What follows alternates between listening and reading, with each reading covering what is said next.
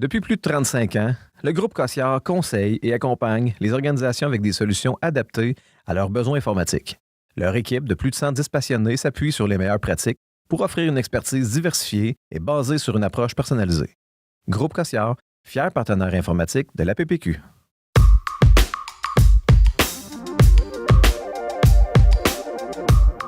L'APPQ vous donne accès aux coulisses du syndicalisme policier. Découvrez la force de l'association. Voyez comment elle travaille en synergie avec ses membres et ses partenaires.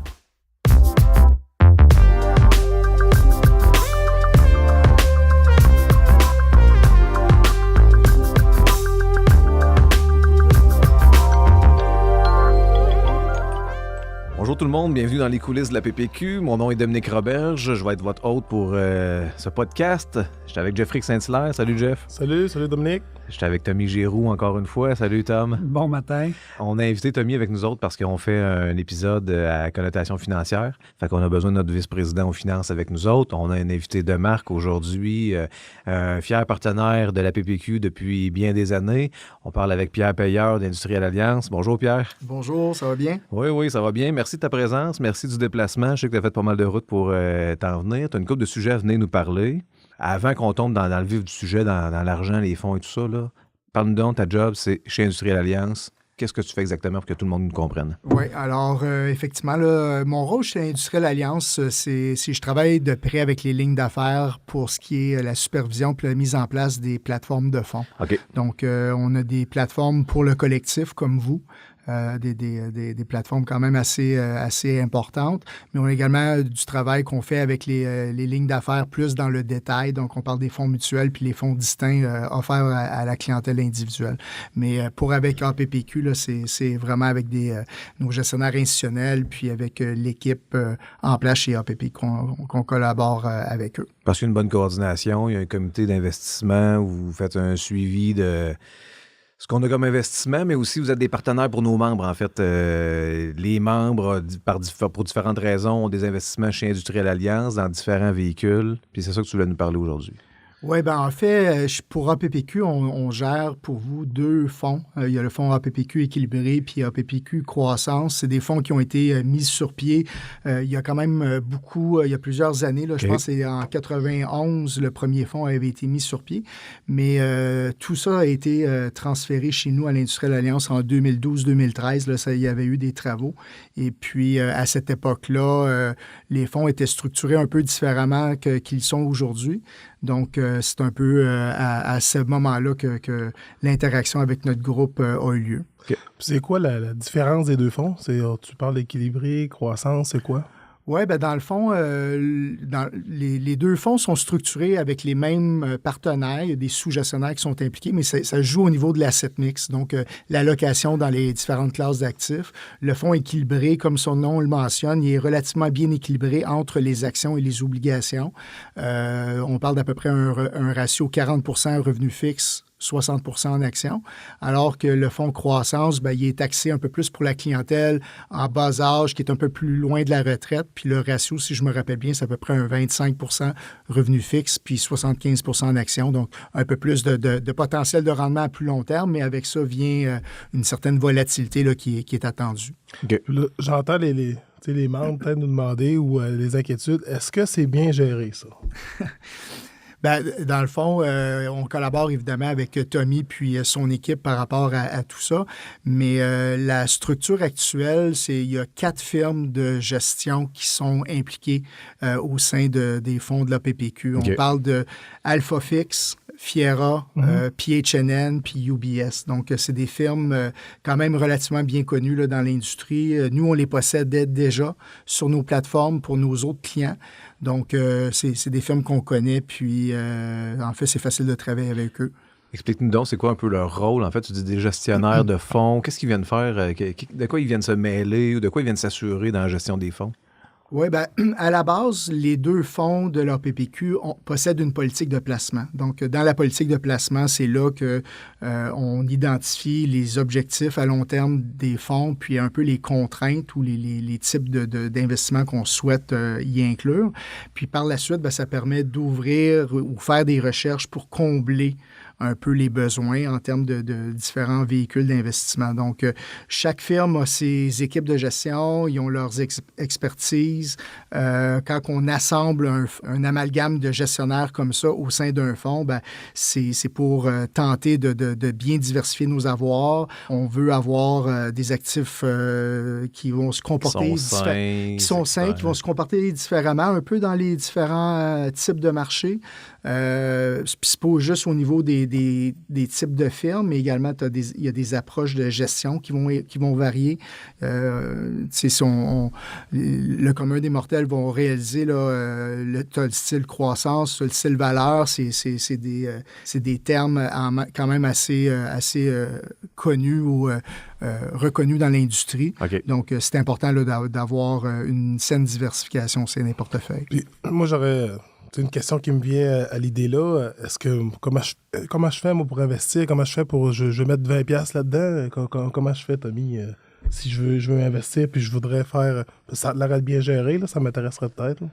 Pour mettre de l'argent dans les fonds, c'est pas compliqué. On va sur la plateforme, puis c'est très simple, très bien fait. On suit les étapes pour investir là, chez Industrielle Alliance dans le fonds croissance et le fonds équilibré. Parce que chaque membre a sa propre plateforme Industrielle Alliance.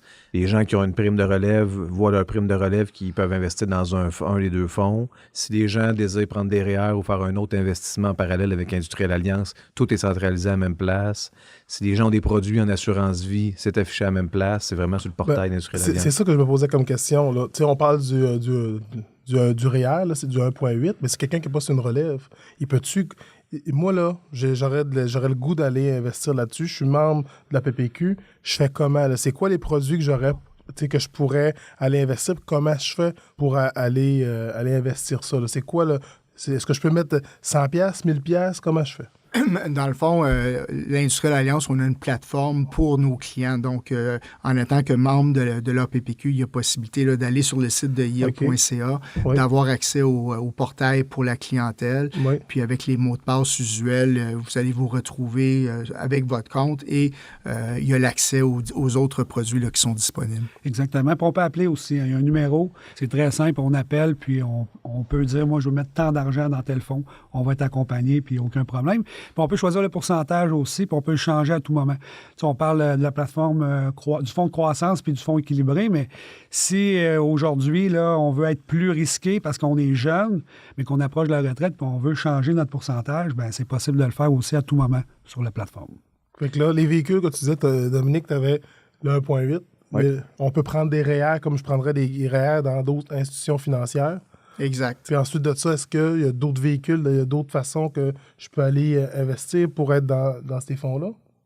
D'autres façons, je comprends pas très bien. D'autres produits financiers, exemple, vous faites pas, non, vous faites présentement, pas du courtage, avec vous ne ferez pas des FNB, des affaires de même. Avec l'association, présentement, c'est les deux fonds qu'on a seulement. Parfait. OK, c'est bon. Puis, comme tu disais, Tommy, il y a une ligne où les gens peuvent avoir des informations. Sur le site d'Industrielle Alliance, j'imagine qu'il y a de l'information ou de la formation un peu économique pour certains de vos produits que vous offrez. Sinon, il y a des conseillers qui sont en région, au travers de la province, qui peuvent offrir des conseils. Tantôt, je parlais de Benoît Gosselin, conseiller financier, qui est un ancien membre de la Sûreté, qui a fait un choix de carrière différent, mais qui a décidé qu'il aimait tellement l'aspect financier et Industrielle Alliance qu'il a décidé de quitter pour aller travailler avec vous autres à temps plein. Mais je sais qu'il donne un coup de main à des policiers, puis j'en connais, il y en a d'autres dans la province là, qui ciblent des clientèles plus policières, qui sont au courant de notre régime de retraite, de nos régimes, notre système de rémunération. Fait que des fois, les membres peuvent avoir un bon coup de main de ces partenaires-là pour se faire un portrait de leur situation financière, puis faire des scénarios aussi pour l'avenir. Moi, c'est ce que j'avais apprécié dans la démarche. C'est que quand tu fais affaire avec un courtier, un conseiller financier qui est au courant de ta situation, qui est au courant des produits, qui est au courant de ton régime de retraite, bien, il peut te faire une projection sur les prochaines années sur comment ta situation financière va évoluer puis changer avec le temps au moment de la retraite, au moment des rentes, après les rentes et tout ça. Oui, puis même, je pense, sur le site Internet, il y a des outils. Les gens qui sont un peu plus autodidactes puis veulent faire des essais de leur côté, il y a des outils de planification à leur retraite, mais pour avoir vraiment un service sur mesure, là, faire affaire avec un conseiller, là, c'est encore préférable. Puis, je me demandais un peu, je me doute, mais pourquoi qu'on a offert ce produit-là? Comment ça a débuté? À quoi ça sert d'avoir ça? Comme syndicat, des fois, on se demande, à quoi ça sert d'avoir ça? Oui, en fait, j'ai pas le détail de l'origine. J'étais pas là au moment, mais dans le fond, le fait d'avoir créé les produits, ça rend disponible des véhicules d'investissement vraiment à faible frais. Là. Si on compare à monsieur, madame, tout le monde qui voudrait s'investir dans des fonds mutuels, par exemple, on s'entend d'une structure de fonds distincts créée sur mesure pour un syndicat comme le vôtre. On a un pouvoir d'achat qu'on est en mesure de créer un produit vraiment intéressant avec des classes d'actifs qu'on ne retrouverait pas ailleurs. Je vais vous donner des exemples. Dans les portefeuilles, il y a des fonds d'infrastructure, il y a des fonds immobiliers, il y a d'autres types de fonds qui font en sorte que c'est parfois des titres illiquides qui ne sont pas disponibles à monsieur, madame, tout le monde, mais à l'intérieur d'un régime comme le vôtre, on est en mesure de rendre ça disponible. Fait que ça nous donne accès à des choses qu'on n'aurait pas accès normalement. Exact. OK. À des frais de gestion plus bas qui nous permettent d'avoir un rendement plus élevé si on fait un comparatif avec d'autres produits ailleurs sur le marché. Exact. OK, c'est bon. Tantôt, on parlait du comité d'investissement. Oui. Peux-tu nous en parler un peu plus? Oui, le comité d'investissement, dans le fond, moi, je suis président d'office parce que de par mon poste de vice-président aux finances, le comité est composé de Julien Ponce, un actuaire, un grand actuaire là, dans le milieu de renommée, d'un avocat qui s'occupe de la conformité, de Marc-Olivier Tremblay, composé aussi d'un autre vice-président, Jean-François Veillette, et d'un directeur syndical, Olivier Urtubise. Fait qu'ensemble, 4 fois par année, on se rassemble trimestriellement afin là, de rencontrer les gestionnaires, puis d'évaluer où qu'on en est rendu, puis voir si tout est viable, puis qu'on continue dans la même lignée ou qu'on change de façon de faire. C'est quoi le contexte économique? Qu'est-ce qui se passe? Des projections pour les prochaines années? Comment on s'ajuste? Comment on s'assure que nos produits sont sécuritaires et tout est stable puis pour avoir le meilleur rendement pour nos membres? Exactement. Oui, puis je pense qu'il y a beaucoup d'interactions avec les gestionnaires que j'ai mentionnés tantôt, là, oui. Les Fiera, Alphafix, PHNN, puis UBS.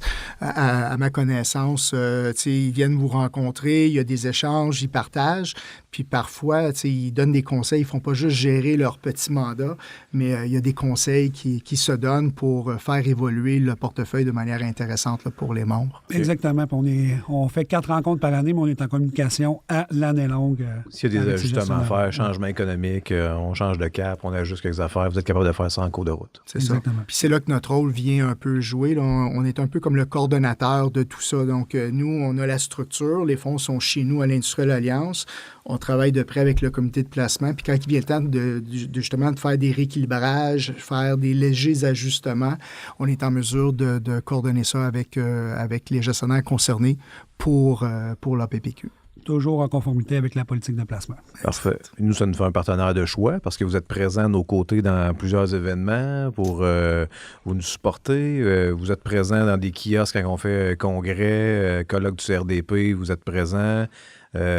Support financier pour des événements, des publicités et tout ça. C'est très apprécié. Ça nous fait un partenaire de choix avec vous autres. Moi, je me posais la question, là, vous, là, je vois, ça me rassure. En tout cas, je vois que mon argent est bien... en sécurité. Est en sécurité, est bien géré. Puis là, on sait que quand tu as mis là-dedans, là, normalement, ça va encore mieux.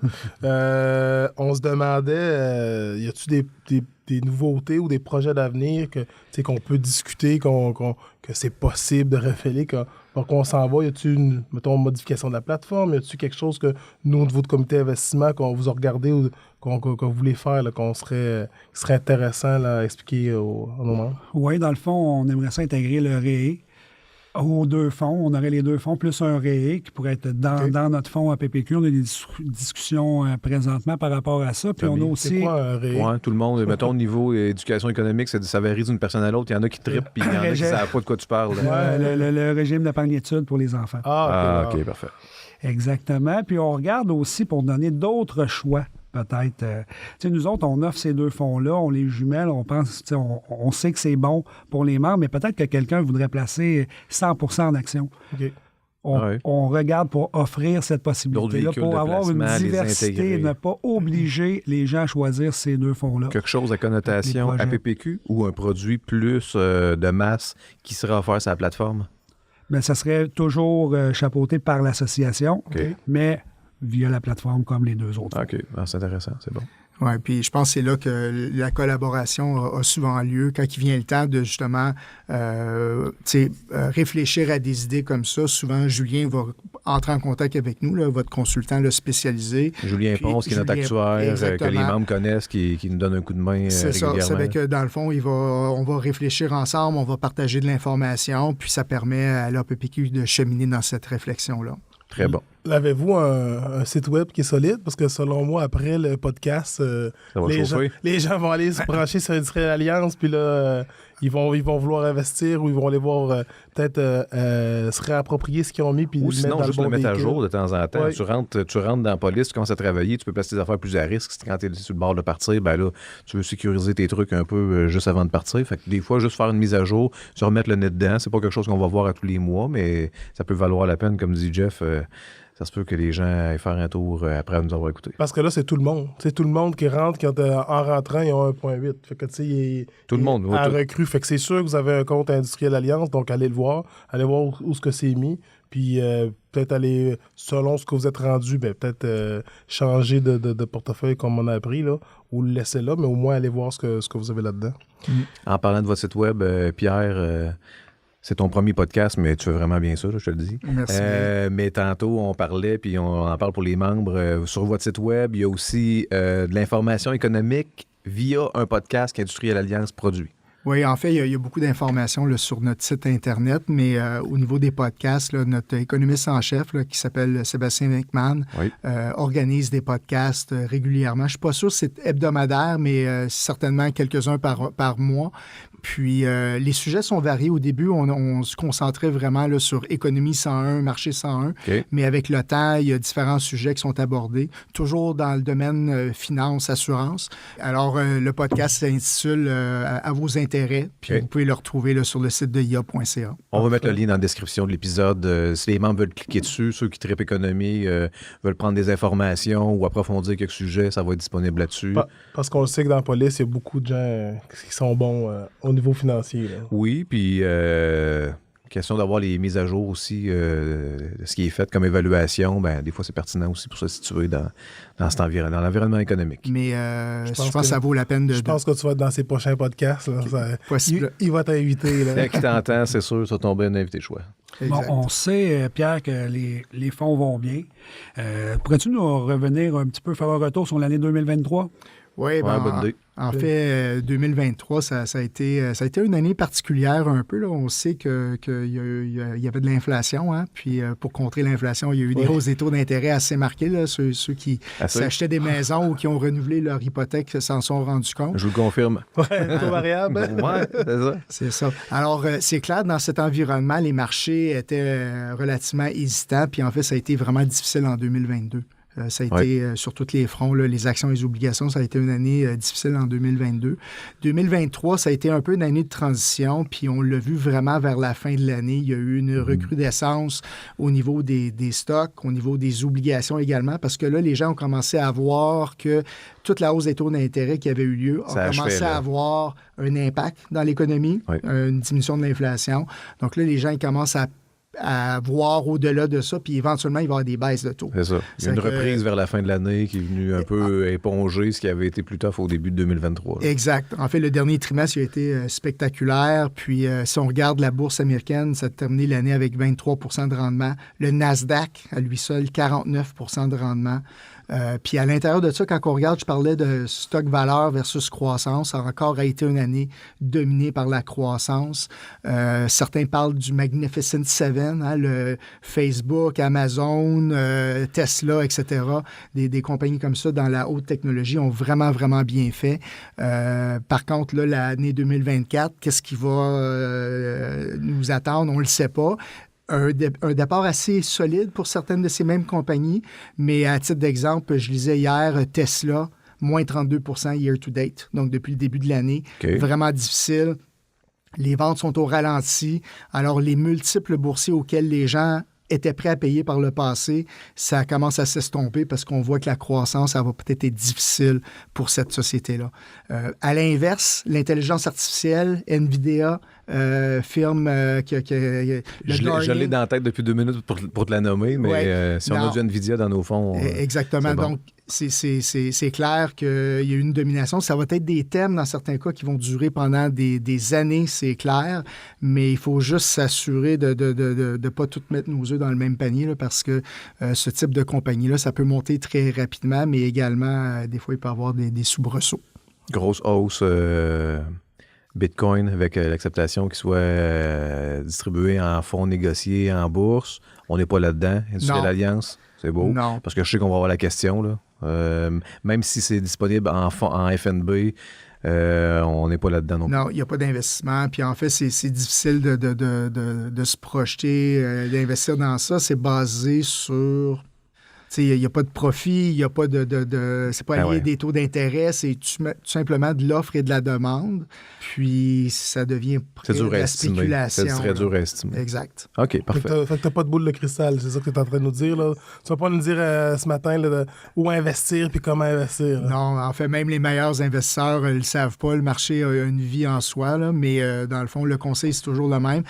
C'est de s'investir pour son horizon d'investissement. Quand on investit pour la retraite, on est chanceux, l'horizon d'investissement est quand même assez loin. C'est que le but, c'est de s'investir. Les marchés vont s'occuper du reste. Puis ça a eu quoi comme impact, Pierre, sur nos fonds cette année-là, 2023, avec des bas et des hauts en fin d'année? Oui, bien, j'ai pas les chiffres devant moi, là, mais je pense que ça a été du 8-9 pour les fonds de l'APPQ en 2023. Donc, ça a été une année quand même intéressante, là, somme tout, là, parce que ça va commencer autrement. Puis, sur des longues périodes, là, les résultats sont excellents. Puis, ça se mesure pas juste en rendement, mais en volatilité. Votre portefeuille est très bien construit avec différents gestionnaires, différentes classes d'actifs, des actifs alternatifs qui sont souvent moins volatiles dans le temps. Donc, la mesure, nous, quand on regarde des investissements, c'est pas juste la performance récente, mais on regarde à long terme, on regarde comment ça s'est comporté en termes de volatilité. Puis ça, c'est un peu l'expérience client. Hein? Dans le fond, quand que les extrêmes de rendement d'une année à l'autre sont pas trop importante, ben, le voyage pour le client est plus facile. Puis Pierre, pourrais-tu nous parler de où qu'on est parti, point de vue investissement, puis où qu'on est rendu aujourd'hui? Parce que selon moi, ça prouve un peu là, que les membres font confiance au fonds, puis ça prouve que c'est bien géré.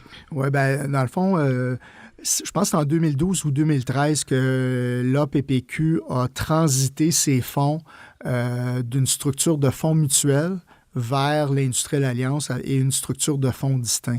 Donc, ce qui est arrivé à ce moment-là, c'est que je pense qu'il y avait une certaine rigidité et lourdeur administrative et de cadre réglementaire pour les fonds APPQ en transitant vers le groupe Industrielle Alliance. Puis, on a changé de modèle en même temps. Ça a changé de modèle, puis ça a permis d'avoir également, je pense à ce moment-là, le volet transactionnel, c'était une fois par semaine, c'est devenu quotidien.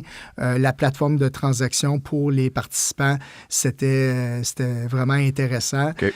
Puis, ça l'a permis de faire une transition. Je pense à cette époque-là, la taille des fonds, on parle de 126 millions, puis aujourd'hui, on est rendu au-delà de 300 millions en termes de taille. Quand même, là, c'est plus que le double. Oui, il y a eu une belle croissance. Il y a eu de la croissance également du côté des participants. Oui. Puis ça, c'est en lien avec tout le travail là, qui est fait par l'équipe. On voit quand même le levier là, qu'on a... à la gang ensemble, tous les membres. Là, ça... Puis je ne veux pas vous prendre à dépourvu sur des chiffres, mais je me souviens récemment, on a vu le rendement de nos fonds qui se comparait à d'autres fonds de renommée ou assez reconnus, puis on se situait très favorablement par rapport à d'autres fonds au niveau performance là, les dernières années. Oui, en fait, c'est ce qu'on mesure beaucoup. Là, puis je pense dans les données qu'on a l'habitude de partager avec les membres de l'équipe, on parle des résultats de premier quartile. Là, donc, dans le top 25 là, depuis la création des produits, là, ou du moins depuis les 10 dernières années, là, sont les données. Donc, on n'a pas à être gêné du tout là, de la façon c'est sécurisant, c'est rassurant, puis ça augure bien pour les prochaines années. Merci Pierre. Pierre Payeur d'Industrielle Alliance. Merci beaucoup pour ta présence à nos côtés, pour les informations à nos membres. Merci Tommy de nous donner un coup de main pour le volet financier. Avec plaisir. Je vous rappelle que dans la description de l'épisode, on va mettre le lien, en fait pour le site d'Industrielle Alliance, on va mettre le lien pour le podcast À vos intérêts de Sébastien McMahon.